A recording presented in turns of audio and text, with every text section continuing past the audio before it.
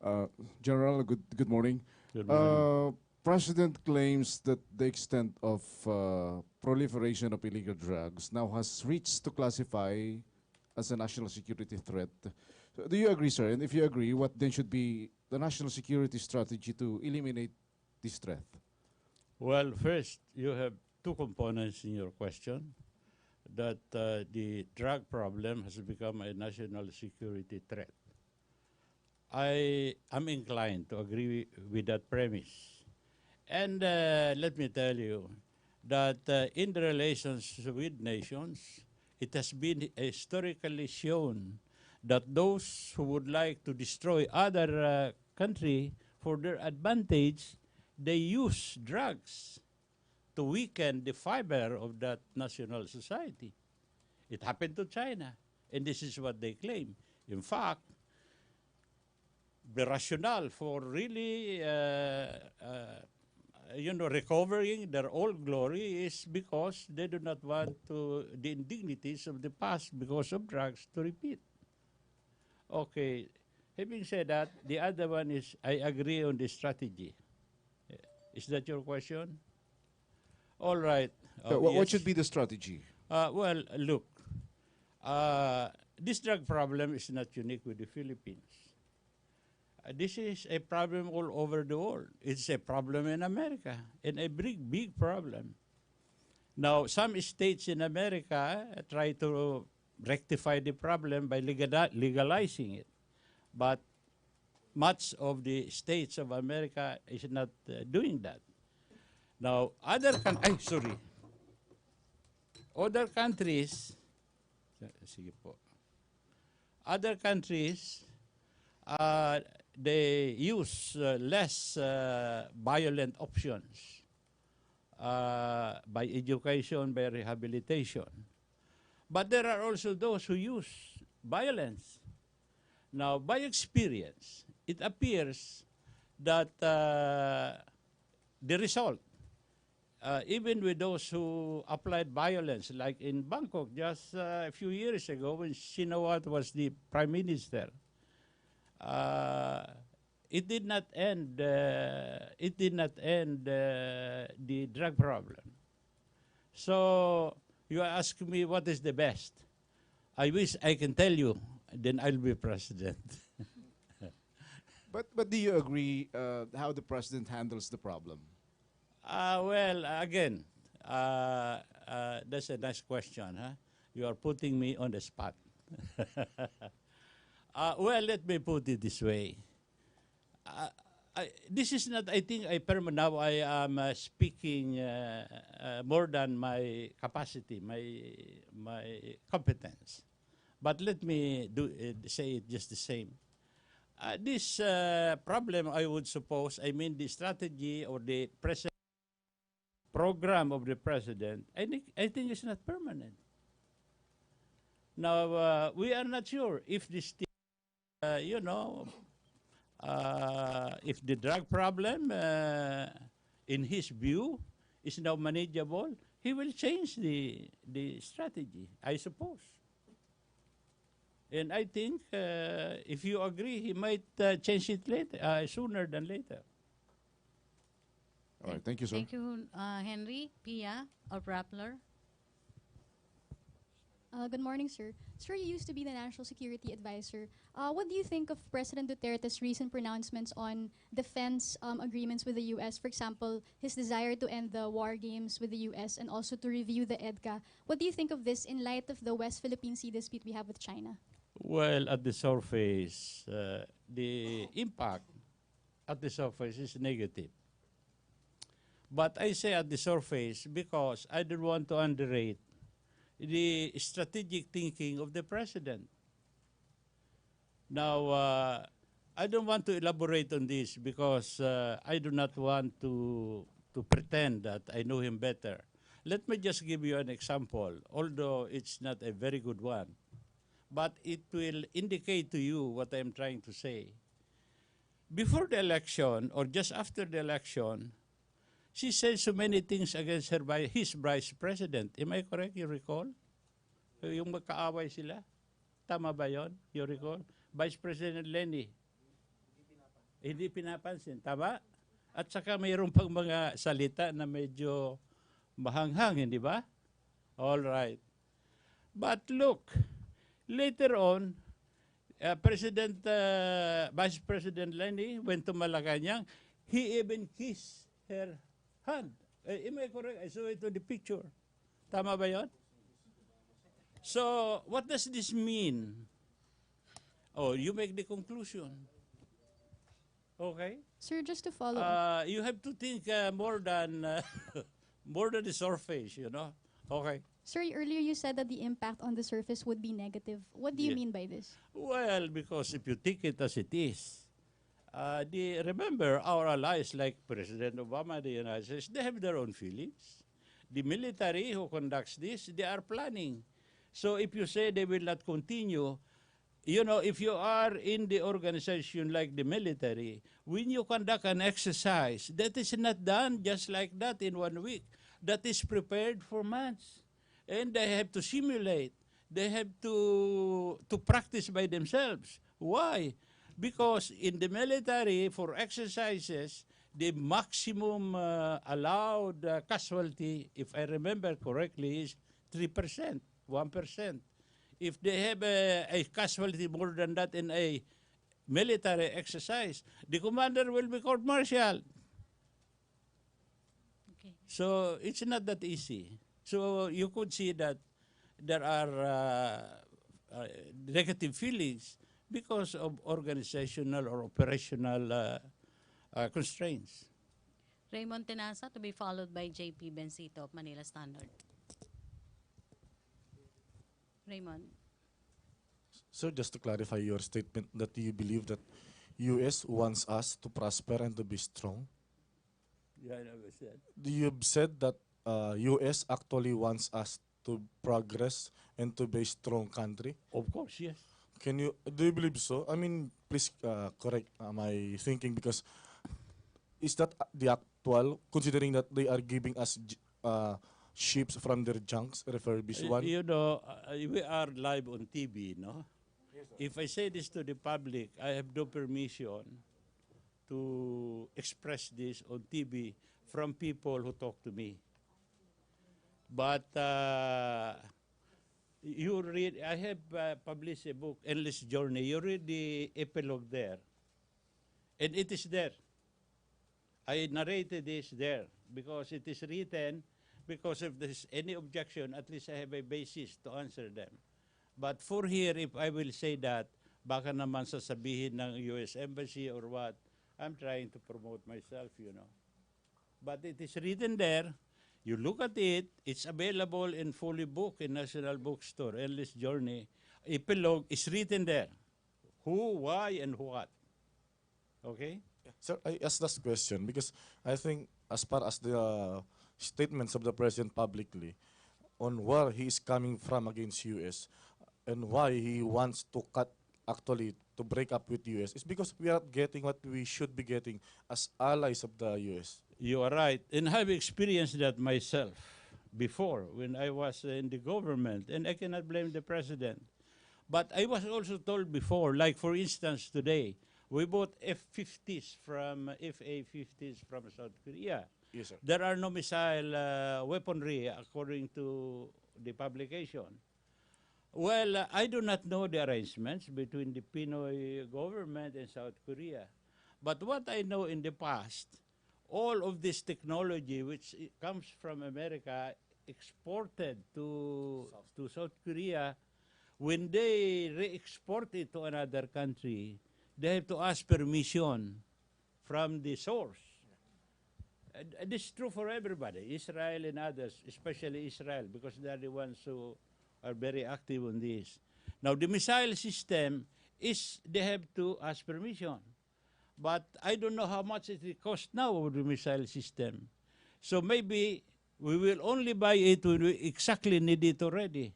If we do not need it now, there is no need to spend. You can spend the money somewhere else. But look, I am not competent to really explain this, but it's just my personal sense. That's why there is no weapon. But you want the weapon, you can buy it anytime. But if you don't need it yet, there is no need. Okay? Thank you so much, sir. Thank you, Raymond. JP Bencito. Hi, sir. Good morning. Sir, would just like to Send it to us. Hi, sir. Would just like to press on the earlier question, sir. You mentioned that the president, the many people are fixated to the colorful speech of the president. Yes. Sir, is it good for the president to continue cursing other world leaders, U.S. President Barack Obama, the EU, the UN, sir? You know, I am here to speak, according to me, to the best of my ability to speak for the people, not for anybody. Okay, that's why I'm here. So, to answer you, I don't want to be misunderstood. Because I might be misunderstood, dito masyadong partisan, no? No. I would say that even the president may not realize that it's not good. So I am hopeful that he will change when the time comes. Sir, thank you po. Sir, on a personal note, sir, do you explore the possibility of joining the Duterte administration in the future, sir? Hindi po. No, I'm not. I'm sorry, Mr. Secretary. I'm old already. I could no longer work, you know. I am just here really as an extension, just to be able to still be useful. In fact, I was hesitant to talk to all of you because I don't want to be misunderstood. I am happy this is live. Thank you, sir. Thank you, JB. Alden of Kyoto. Microphone, please. Yes, sir. Sir, as a national security expert who has dabbled in the South China Sea issue, if do you think that if the Philippines does go through with breaking ties with the U.S., do you think it could also affect its relationship with other U.S. allies in Asia like Japan, South Korea, and I'm not sure if Thailand is still a U.S. ally, but do you think it might affect that? Do you think they might shun us away? Okay, I think the answer to that is more complex than just saying this and that, you know. Do we have time? I'll explain it a little bit. You know, in the Asia Pacific, Indo-Asia Pacific today, the situation is really defined by the relationship between China and America. Okay? That is the reality. Now, in the South China Sea, the problem is this. China believes that the South China Sea is an integral part of their dream. Now, what is their dream? Their dream are three, according to Ming Fu in his book, Chinese Dream. The first one is internal design, they call it. Then a regional design and a global design. Since 1978, the reform of Deng Xiaoping, up to today, they feel that they have already attained the internal design. They are rich and powerful. Now they are on a regional design, and among them is about the South China Sea and the others. Hindi lang South China Sea. Then after this, they will go to a third one, the the global design. Okay, let me explain this. The South China Sea is not merely a source of minerals or whatever. In terms of their global ambition, it functions like the Sea of Okhotsk. The Sea of Okhotsk is north of this Japan Sea, between Kamchatka and I think the Kurils in the north. This was the nuclear submarine pen of the Soviet Union during the Cold War. Now, the South China Sea, according to experts, is being viewed like that. In fact, the islands now that have been converted, the rocks converted into islands, and some of them now have vessels that can berth or sustain these vessels, are among them these things I'm telling you. So we could say that the South China Sea is an integral part of the Chinese thinking. Now, the problem for the U.S. is this, and I give this to you. If China will control the South China Sea by merely using water, sand, in patience, this will have an irrevocable, irreparable, immense implication to the security of the United States, especially in terms of its global leadership position. So in that sense, it will be very difficult for America to allow this to happen. Correct? Now, I'll go to your question. If this happens, you know, in the Asia Pacific, the Philippines is part of the so-called forced island chain. Okay? Now, if it so happens that in the future, China controls the South China Sea, now there will be a serious re-examination of the partnership alliances in this part of the world. Now, how about the Philippines? The Philippines is, as you know, and as they say, is the weakest in the chain. Now, your question is, what happens if we quarrel with America and then etc.? Well, you have now to imagine the consequences in terms of the context I told you.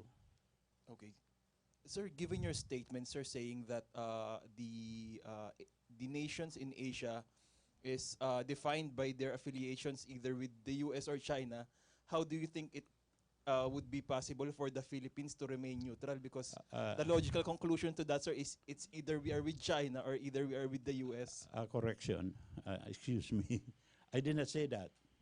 What I said is the situation in the Indo-Asia Pacific is defined by the relationship between America and China. Okay, sir. Now, what is their relationship? They do not want to go to war with each other. They know that. It is counterproductive for them. So what are they doing? If it is possible to cooperate, they cooperate. If it is necessary, they compete. If the competition becomes so serious, they relax and then review the situation, look for points of consensus, and return the equilibrium to the old one. This is their strategy. Okay? This is what is happening today. And this is the thinking of both. By the way, China says, when Xi Jinping, not Xi Jinping, Junta visited America in January several years ago. He said, it's very difficult for America and China to go to war. We have 95 points of institutional contacts. And this is being reviewed every year by the strategic economic dialogue that is being held alternately in Washington and in Beijing, participated in by the highest officials. The result is reviewed by the President of China and America. So they are so confident that these things will not happen. That is in that sense. Now, ang sabi mo ano yun? Pilipinas, America, one? My question, sir, is can the Philippines remain neutral, sir, in its relationship with either China or the US? Ito ang sinasabi ko in the beginning. We maintain our relationship with America. But at the same time, let us befriend all the others, including China. Now, you call that neutrality? I don't know. Maybe you call it active neutrality. Is that good enough? Huh? Okay, sir. Because No, you must be convinced because you are going to write. okay, sir, because you told us, sir, that there's conflicting interest between the US and China in the South China Sea. So if we side with one, if we side with, okay, go ahead, sir. You know, this is not black and white. As I told you, they are enemies, but they don't want to go to war. Okay? So they cooperate when there is reason for cooperation. They compete when there is, it's impossible to cooperate. This is the relationship between, this relationship, the friendship here is different between you and your girlfriend. I'm sorry. This is a very practical and utilitarian friendship, if I give it to you. Okay. Thank you, sir. Okay, thank you, You can Alden. write it well. Thank you, Alden. Henry Uri, DCRH. Sir, if I may ask you this question. A while ago, you have mentioned that our country's problem are internal war, broken politics, and monopolized business. Our president is already um, on his way on making our countries into another 100 days. But the first 100 days, how would you rate his performance? Well, if I look at it in terms of these three fundamental problems of the Philippines, and let me repeat, if we cannot solve these three problems, our nation, put it another way, we can never build the Filipino nation the way we want it to be. So these three must be solved, and President Duterte is confronting it. And that's why I'm here talking to you, because I think that is best for the nation. Now, if it is best for him as president, excuse me, it's really incidental. Because I believe, personally, because this is what I have done during the Ramos administration. And I've written it afterwards because we were not able to finish it. It's the unfinished revolution, according to Esquire, although I did not say it that way. Now, you are asking me, well, how do you rate him? I say this, based on what has been done for the next 100 days, exceptional. Exceptional. Look, he has, and I mean, in ordinary things, what he did is not really conventional. He assigned the cabinet positions to known leftists, correct? He has now arranged an indefinite ceasefire with the left. Is that correct? And he is now negotiating the social economic component of the peace process that they are hammering out, correct? And this is very important. Now he's talking to the MNLF and the MILF, using his personal influence to do that. Now this is key to our development as a nation. Otherwise, we cannot correct our corruption or inequality or poverty, everything, including the corruption of the judiciary.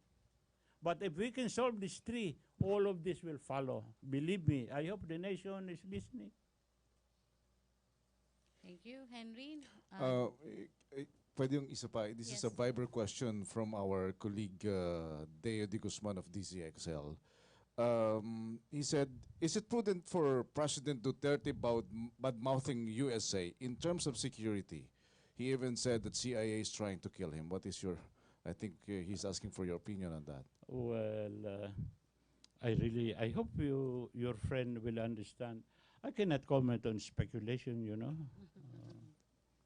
Please, if privately we will discuss. Let him see me. All right. Okay, Thank thank you. you. More questions? Benji? Benji Liwanag of DCBB. Good morning, sir. Yes, go ahead. Sir, can you react dun sa mga statement ni Presidente lately with the soldiers, paghandaan natin ang terrorism? As a former National Security Advisor, what's your assessment on this, sir? Well, you know, it's not only President Duterte who thinks that way. All leaders I know in the world, especially in the developed world or in the free world so-called, feels that way.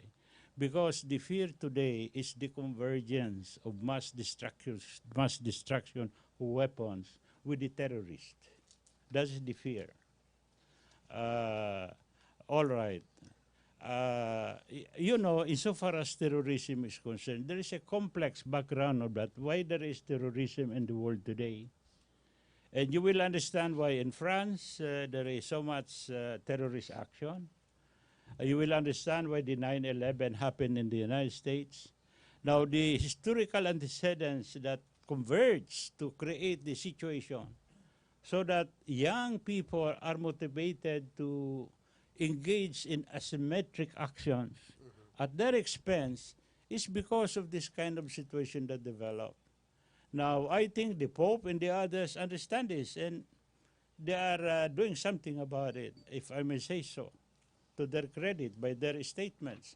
But this thing, this problem, which has accumulated for centuries, cannot be solved in 1 century, if I may say so.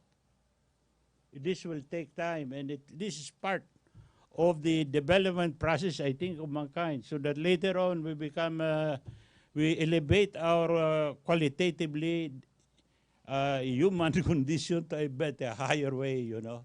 As of now, we sometimes our lesser angels dominate us. So If we're going to compare the terrorism before when you were the National Security Advisor and the terrorism right now, sir,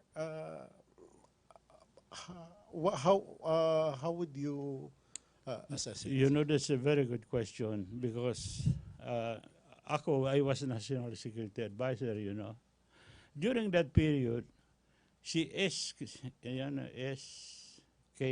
the Sheikh Mohammed Khalid Muhammad, Khalid, yeah. the one who claimed he planned the 9/11. He was here in the Philippines for a few years. And he was our subject of investigation, you know.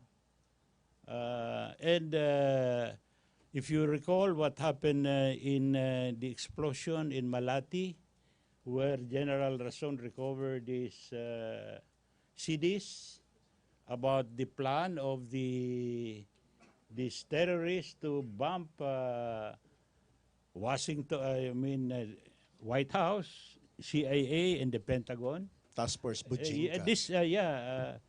Oplan Bujinka. Yes, Bujinka. sir. There's a book published in England. That's ours. That's here. You will note that the preparation of this was during our time. And it happened after us already. So the impression that it is worse today than before is there. But if you ask me, it has always been there. Although the actions now are worse than before. Okay. Thank you very much, sir. Thank you. Thank you, Benji. Questions? Done? Okay. Ian Cruz of GMA7. Secretary Almonte, Yes. you mentioned po kanina no, na exceptional yung mga nagawa ni Presidente sa kanyang 100 days. But you mentioned din Exceptional sa three. sa three, oo. Yeah. Please make that clear. Apo, sa three problems, major Three problems. fundamental problems that I feel this nation has to confront, has to resolve in order to become a real nation state. Apo. Pero nababanggit niyo po na may distraction dahil dun sa colorful language ni Presidente Tama po. and extrajudicial killings. Tama po. Paano po natin ma-address ito? Nakausap niyo po ba ang Pangulo tungkol dun sa dalawang distraction Hindi na po. ito? By the way, I hope the President does not take it against me. I have not met him. So I don't know him personally. But I am saying this because what I read in the papers as what he wants to do is this. And by coincidence, I believe that this is what is best for the nation. As the Secretary said, I have said it before. And by the way, I kept that secret because I don't want to dilute the President's thinking, you know. I don't want people to interpret that I have anything to do with thinking. There is none. It just so happened that what he's doing is what I thought before. And that is why I am here to talk to you. I was asked, and the reason is I believe that he's doing the right thing on this. Sir, you also mentioned that you're hopeful that he will change. What kind of change po ang... Yeah, I'm What kind of hopeful. change? Yes. Well, if he can make his colorful statement colorless, that's a big change for me. Ano pang problema ni Presidente? Yan lang naman siguro eh. Ano pa? Meron pa ba iba? Ian? Okay na? Okay. Thank you, MPC. More questions? No more? Okay. Sigurado kayo? Thank you, Secretary Almonte. Okay. Thank you, Presidential Spokesperson Ernesto Abella. Sige. Yes. Secretary Abella, May tanong kayo, sir. may statement muna. Secretary Abella, you have a statement? Yung mga tanong kahapon, I'll still need to get back to that, maybe by tomorrow. Okay. All right. We just like to stress a few points for this morning. I'd just like to first say thank you to Secretary Almonte. Secretary Almonte. Joe Almonte. And you know, you can just appreciate the way he's able to go through very complex issues in a very fine, with a very fine comb, and able to distinguish certain issues in a very, how do you put it, in a very significant manner. And we also like to, personally, one of the reasons why we asked people to come in here was be able to see clearly, objectively, the results of the first 100 days. And it was, you know, it was quite a thing to hear him say that the first 100 days, according to the 3 points, was exceptional. Taking off on that, like to point out that for today, the latest President Duterte ended his first 3 months in office with a net satisfaction rating, the first for the current chief executive, that bested those of most of his post-EDSA revolution predecessors, except for Fidel V. Ramos, according to a social weather station survey. As you very well know, it says that the balance of Luzon, Visayas, and Mindanao found 76% satisfied, 11% dissatisfied, and 13% undecided regarding Mr. Duterte's performance in his first quarter of his presidency. So we just like to say that the president seems to be off on a very good start.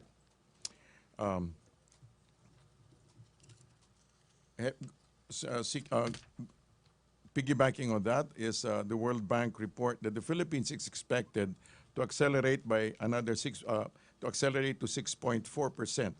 According to the newly released East Asian Pacific Economic Update, among other large economies, prospects are strongest in the Philippines, where growth is expected to accelerate to 6.4% this year.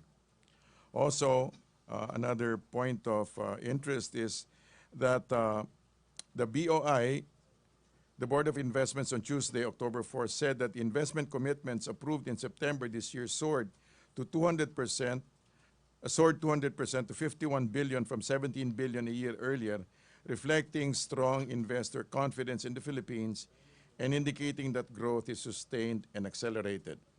For the first 9 months, approved investments grew by 50% to 286 billion, the BOI said.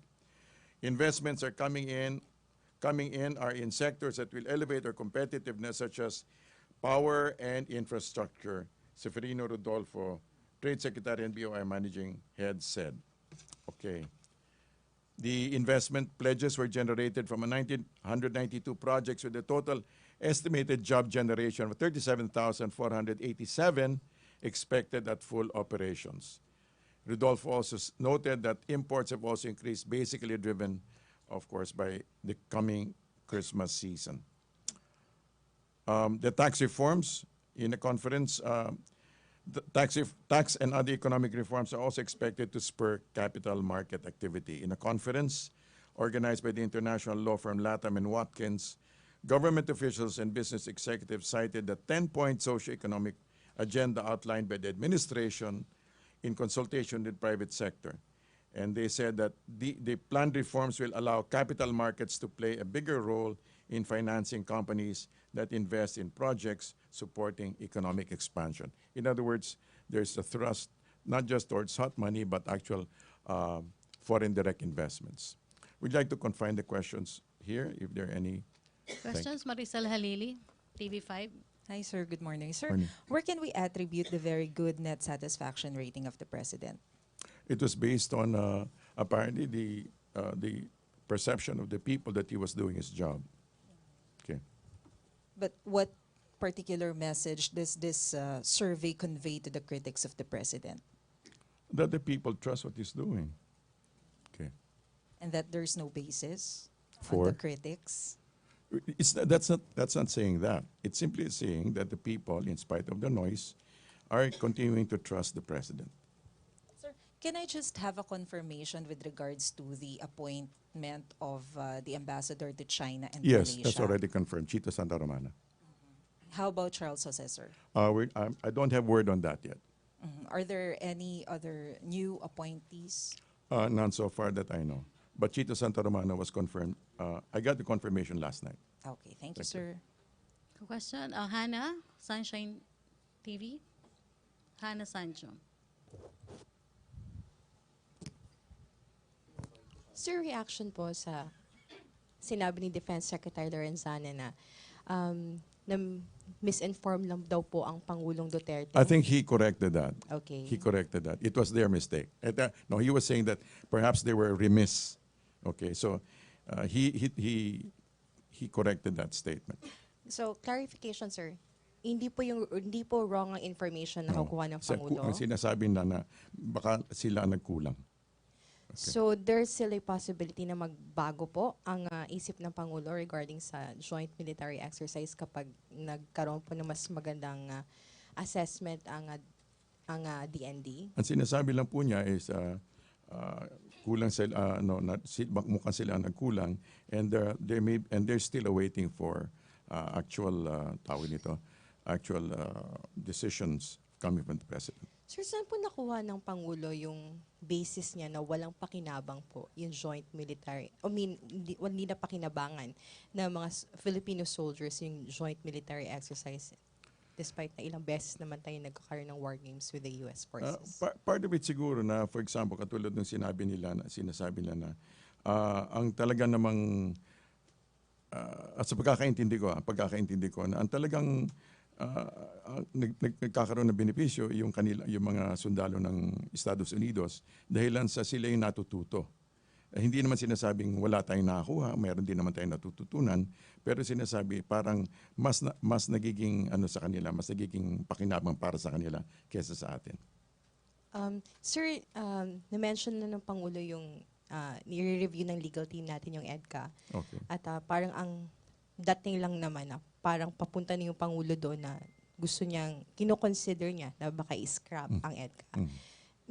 In the previous administration, yung VFA po, I think ni-review nila. Tapos hanggang natapos na lang yung termino ni Aquino. Wala na po nangyari kung ano nangyari doon sa pag-review nila. Sa Duterte administration ba, i-review na rin po ba natin yung VFA at ano yung position natin sa VFA po? Talagang pinag-aaralan po lahat ng ating mga treaties. Yun na po masasabi natin at this stage. Any other question? Yeah, Raymond Tinasa? Sir, just your reaction to the new US State Department statement. Una, mahaba raw po yung kanilang pasensya. Pangalawa, they believe that the bilateral relationship of the Philippines and US remains strong. At tanongin nyo pa daw yung mga bawat Pilipino would say that. Also, ayaw daw nila makipaghiwalay kahit gusto na makipag-break ang Pangulo. Katulad po siguro ng pagkakasabi kanina ni Secretary Almonte, ang ginagawa naman natin ay hindi pakikipagputol, kundi nilalawakan lang natin ating options for relationship. Siguro pag sa relasyon, makipag-cool off.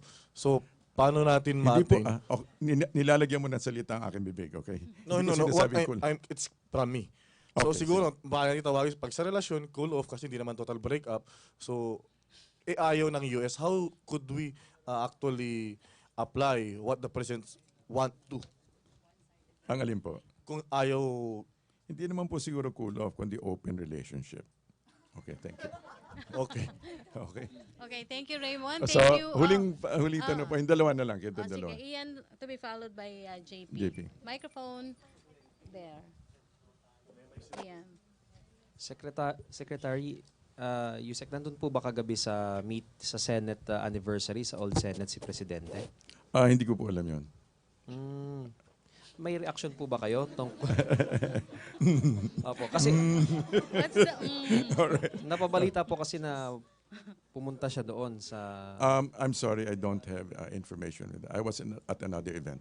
Opo, kahapon naman po nagsalita si Senator De Lima doon sa isang forum at nabanggit niya ang Pangulo doon. Ano po ang reaction ninyo doon?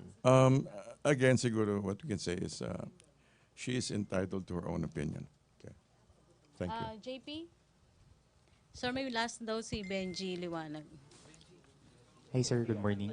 Sir, would it, pressing on the statements of Secretary Almonte, sir, would it be helpful for the President to lessen his curses against other world leaders, sir, because of the colorful language that he has been making in this past few days? As we said, we need to look beyond the style and into the substance of the President. So, from where we stand, we allow it is the President's call to moderate or to modify whatever he wants to do. Okay. Okay, thank you. Sir, can you give us information dun sa meeting with the President with the DOTR, Secretary Tugade, yesterday? I don't have input regarding the matter. Thank you. Okay. Sir, how Last. about what happened to the meeting with between the President and the American groups, yung Philam Life and yung American... Yesterday yan, sir. Hindi, Yesterday. yung kahapon. The insurance companies? Yes po, the American No, insurance I company. think that was a closed-in meeting. Okay. Okay, thank Thank you. you. Thank you very much. Thank you, Malacanang Press Corps. Thank you, Secretary Joe Almonte. Thank you, Presidential Spokesperson Ernesto Abella. Yes. Opo. Meron pong si President Almonte, President Almonte.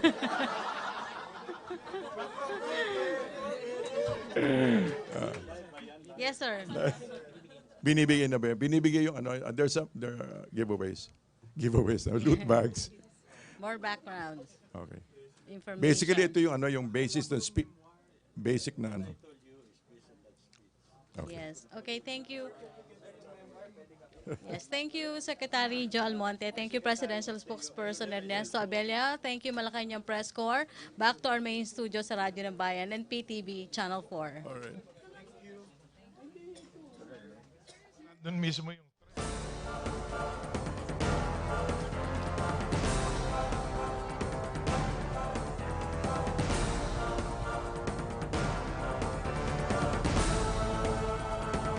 the Bilibid prison is under the control and supervision of Bucor and DOJ. So, siguro doon po tayo magtatapos dito kay Witness Arile.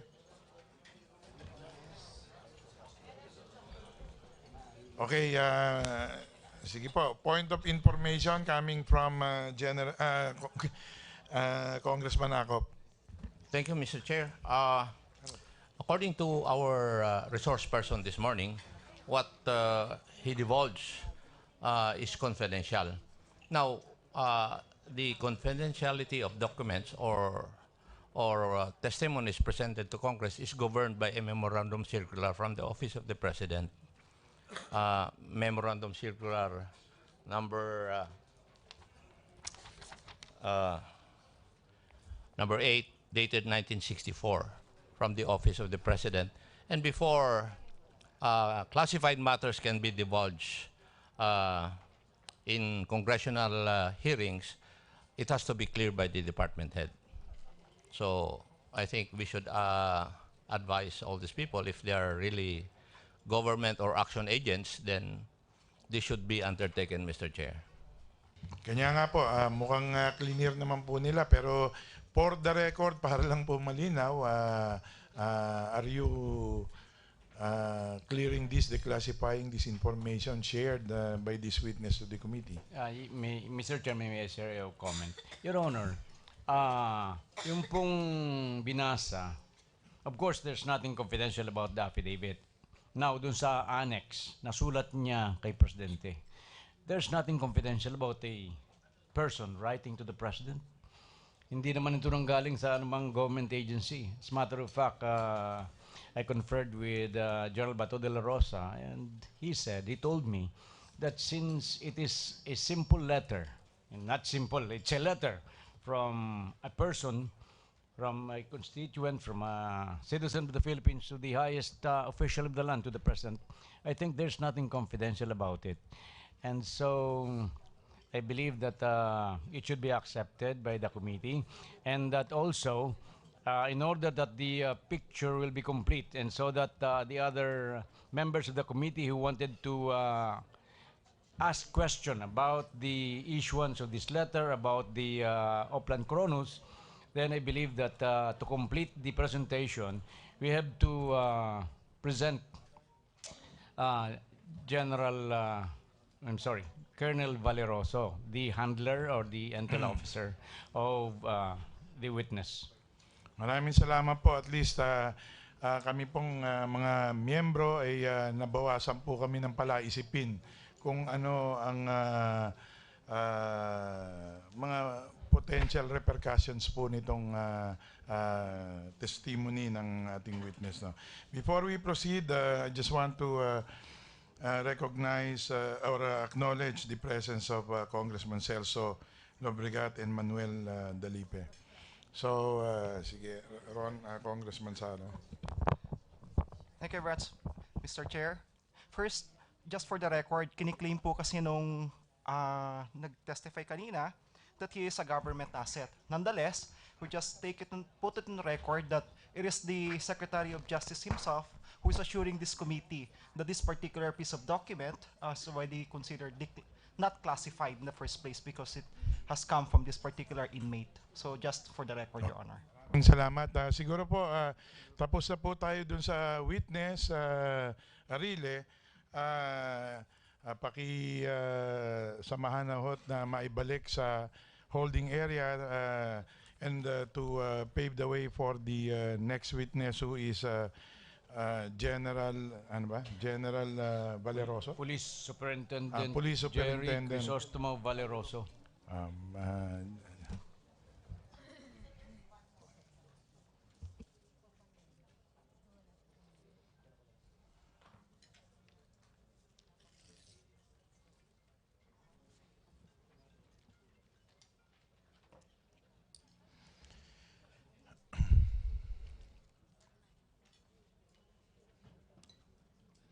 So, may I just ask, no, kasi yung witnesses natin, sinong kasunod? Valeroso. And then, Marcelino. Marcelino.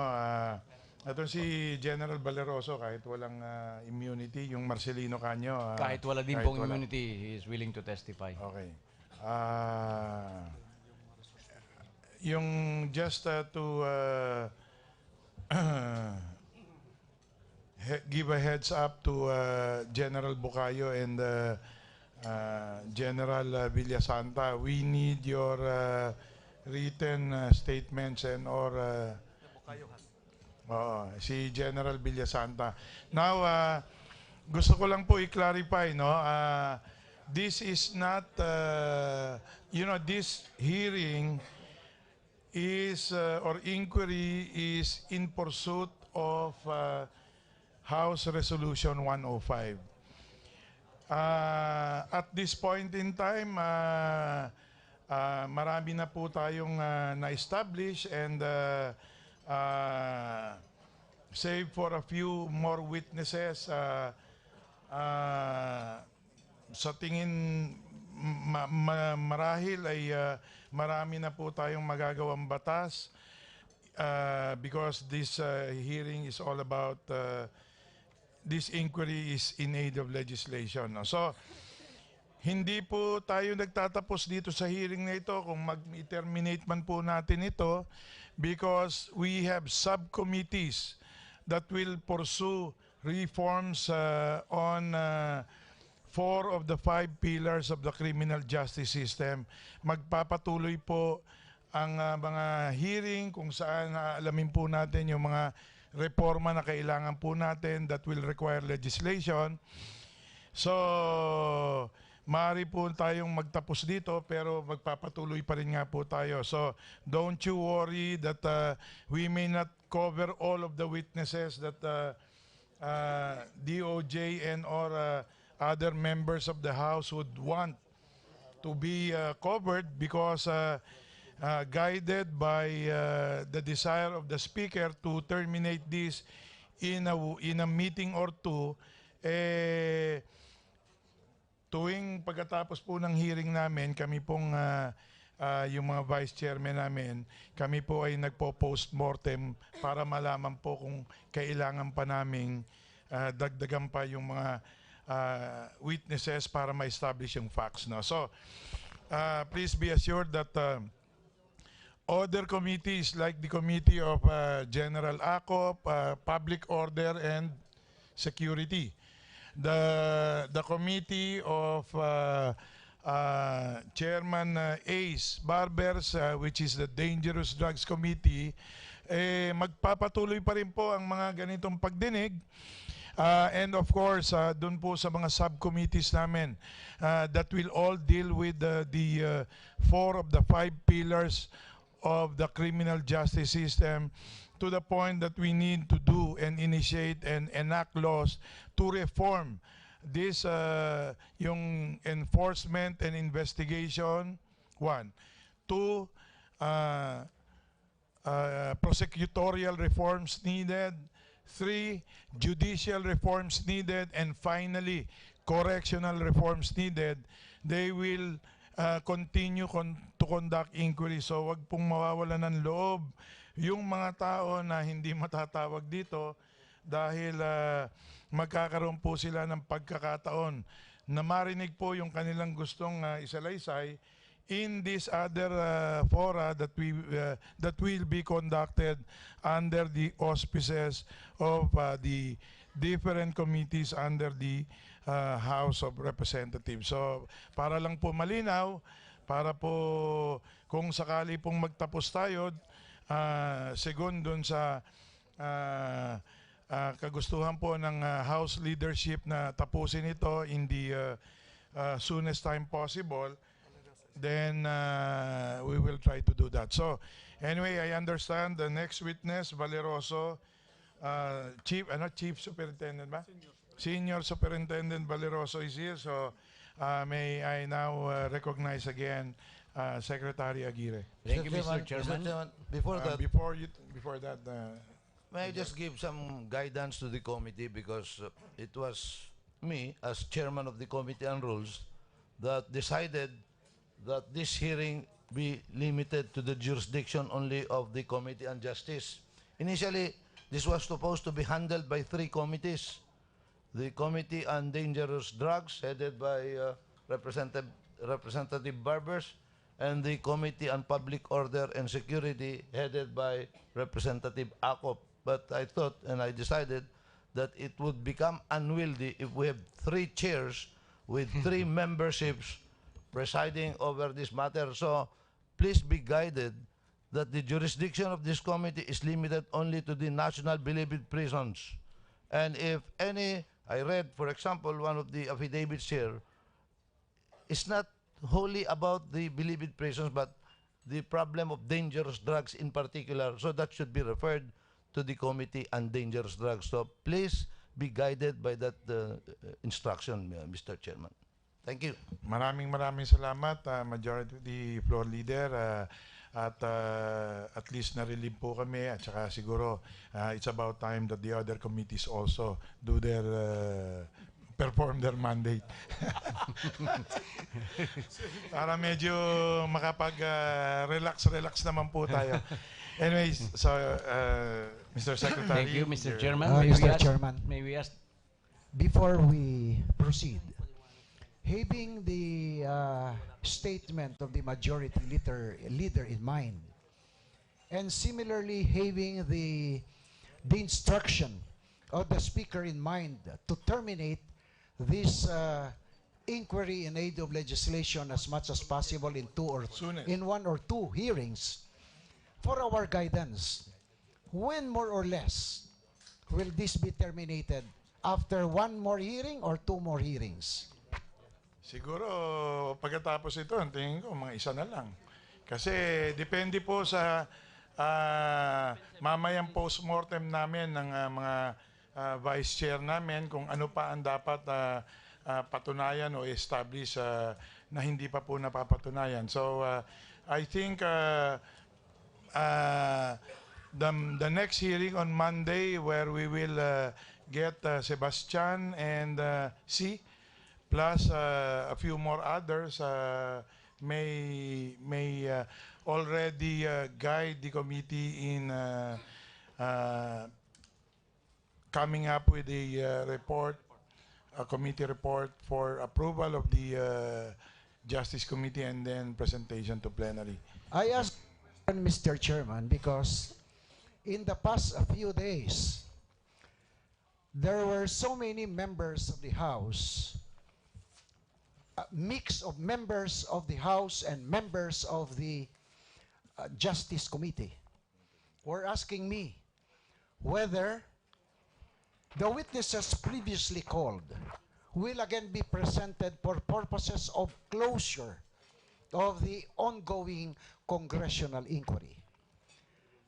Based on that premise, Mr. Chairman, may I now ask on whether or not there will still be an opportunity that all those witnesses called before and after this hearing be presented for the last time for the benefit of those members who reserved their questions and for purposes of closing this proceeding. Yes, Deputy Speaker, we will evaluate that. As I said, we do a post-mortem always after every hearing. If I may suggest, please tell whoever those members who are consulting you to come to me, and I will directly respond to their queries. I hope that satisfies your the response required of your query, so that we can It proceed. does not really satisfy, Then Mr. Chairman. we will discuss that later after 1, 2, 3, 4 more witnesses are called in, so that we can take advantage of the testimonies of these witnesses. I guess who more or less more of the members and even the viewers, the viewing public are more interested to hear. So, if I may just continue, Secretary Aguirre, please proceed. Thank you, Mr. Chairman. May we ask for the administration of the oath on Police Superintendent Valeroso? Before that, Secretary, may I know the purpose for which this witness is going to be presented? Major Valeroso is presented for the following purposes. 1, to prove that Police Superintendent Jerry Crisostomo Valeroso was assigned formerly to the CIDG.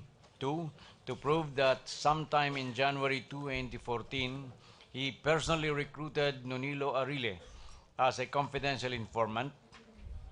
Nonilo Arile being a former police officer assigned at the WPD.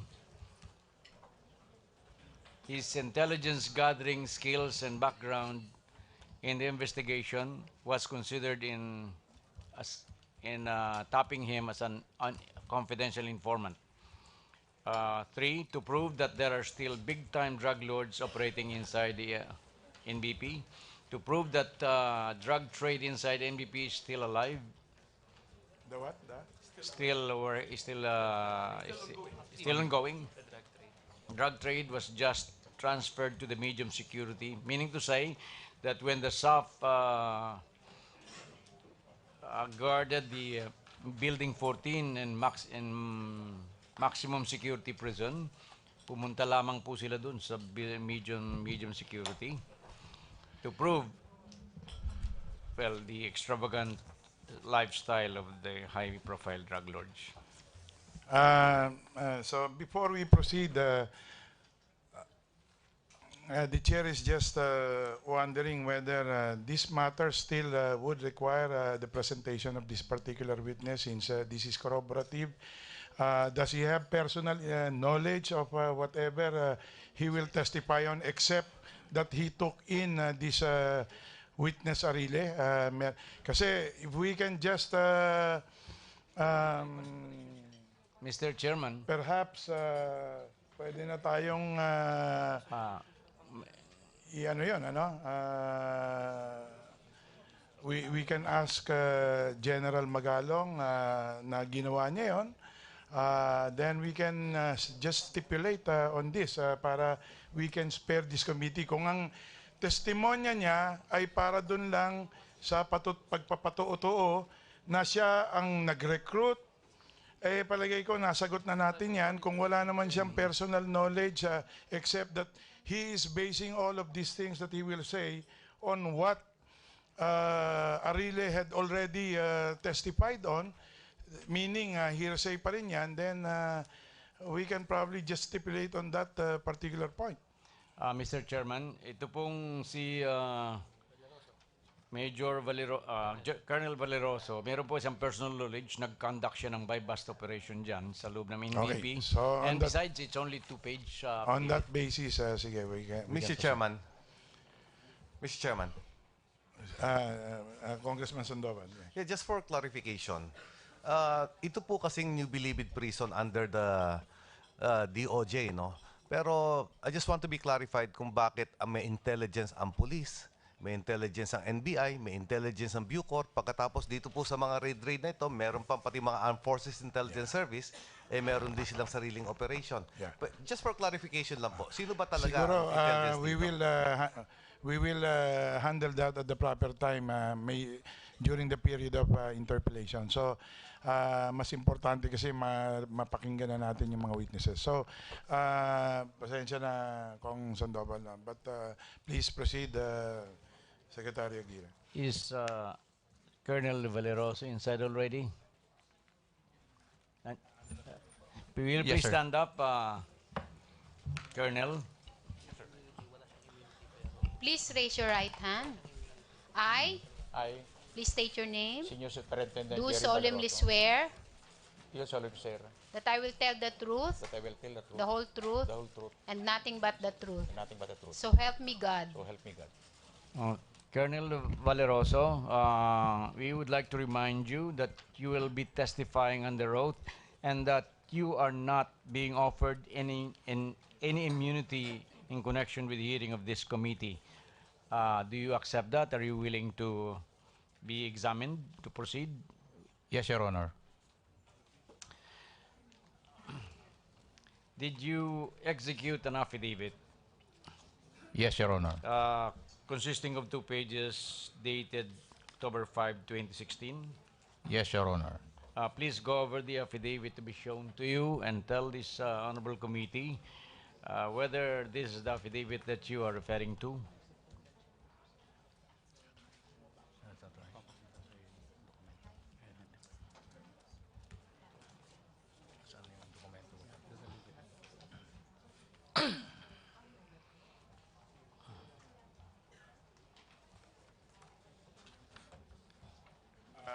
Nasaan? Yun pala. Pwede pa check kung yan yun. Yung content. Yes, yes. Yeah. Sir, pwede pa pasahin po.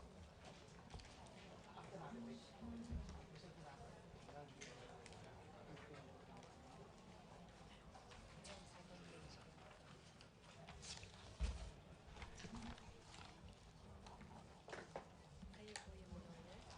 Pasahin din po. Doon sa tabi ng signature niyo po. Yan. Kayo po ba yan? Ay, sorry po. Sino po?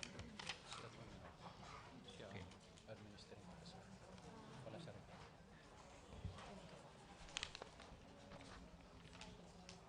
Nasaan po yung... Administering officer na naman. Ano po ang sagot? This is my affidavit, Your Honor. Okay, before that,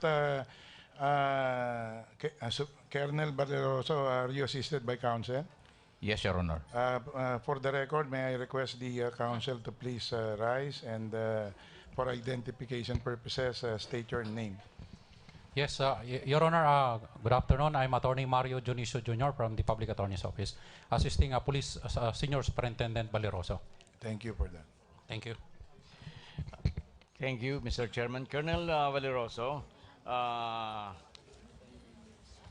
sinusumpa mo ba na totoong lahat ang nasasayad sa inyong affidavit at ikaw ay hindi binayaran, pinangakuan ng kung ano, sinaktan o tinorture sa pag-execute mo ng affidavit na ito? Yes, Your Honor.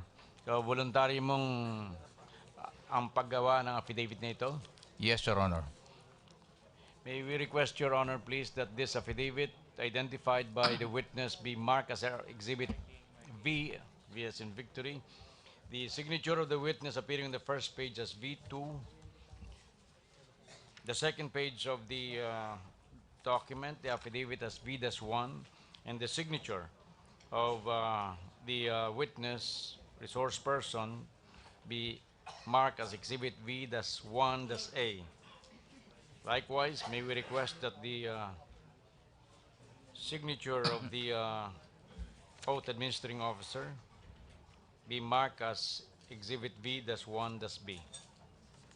The witness is ready to read this affidavit, Mr. Chairman. Okay na? Okay, Mr. Colonel Valeroso, will you please read into the records the contents of your affidavit? Yes, Your Honor.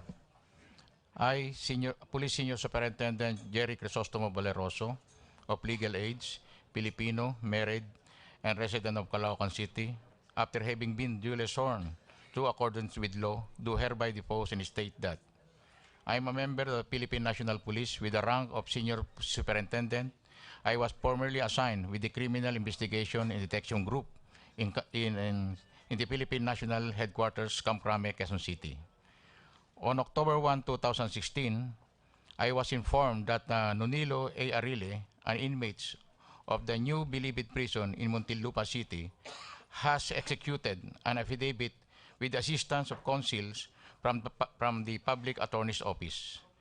The said affidavit Arile stated that he was my asset, whose responsibility was to submit information to me and time to time regarding drug transaction inside the National Penitentiary. Aforementioned statement is true. Sometimes in January 2014, I personally recruited Arile as a confidential informant. He was already my friend, neighbors, and brothers in religion, even before he was incarcerated. I believe as a former police officer assigned at the Western Police District Detective Bureau, his intelligence gathering skills and backgrounds in investigations and reporting would be essential to the anti-criminality drive of the CIDG. True enough, the information he relayed to us provided a clear understanding of the personalities and systems in the place with regard to the illegal drugs trade inside the NBP. As a religious leader, Arile has open access to all areas and all groups inside the NBP. He is able to mingle and speak to anyone without the slightest suspicious. And this is how he was able to obtain the information he relayed to me. I personally evaluated all information provided to me by Arile and forwarded the same to the CIDG for consolidations. In 2014, I also conducted surveillance operation inside the NBP maximum security compound through the assistance of Arile. Through Arile efforts, cope up with the rigorous verification process on our end, we were able to mount a significant anti-narcotic operation inside the NBP itself, the most recent of which was the successful bypass operations conducted inside the medium security compound on August 25, 2016. The operation yielded 25 grams of shabu and led to the filing of criminal complaints against 5 inmates. Through my own intelligence buildup, I personally witnessed the extravagant lifestyle of inmates inside the NBP maximum security compound. I noticed inmates with pistol braceletly tucked in their waistband. Gambling was open and... Ako po si Cathy San Gabriel. Subscribe na sa PTV YouTube channel. I-click lang po ang subscribe button.